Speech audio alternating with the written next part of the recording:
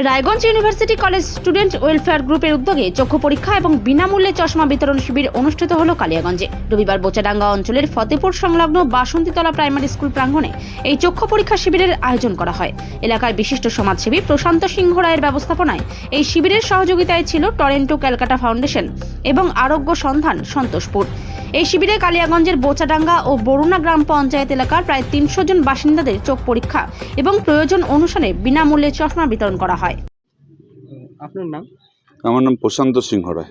কাদের উদ্যোগে এখানে আই ক্যাম্পের আয়োজন করা হয়েছে? এখানে সাধারণ মানুষের জন্য একটা আই ক্যাম্পের আয়োজন করা হয়েছে, যারা অতি দরিদ্র এবং এক কথায় স্কুল ছাত্রছাত্রী থেকে আরম্ভ করে সর্বসাধারণের জন্য একটা আই ক্যাম্পের আয়োজন করেছে। এই ধরনের উদ্যোগ কেন?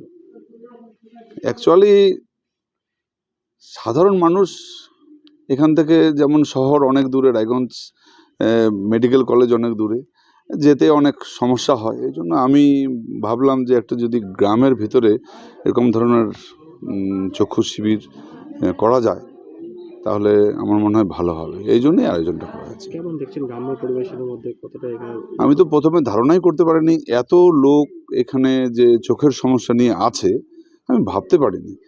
প্রথম সকালবেলা যখন আমি শুরু করলাম দেখি 2-4টে লোক, তারপরে দিন বাড়তে বাড়তে দেখি কি 100 লোক দেখি চোখের চিকিৎসার জন্য ডাক্তারবাবুদের কাছে এসছেন এবং ভালোভাবে ওনারা সব কথা বুঝে নিচ্ছেন। চোখের চশমা টশমা দেওয়ারও ব্যবস্থা হচ্ছে, ওষুধও দেওয়ার ব্যবস্থা হয়েছে।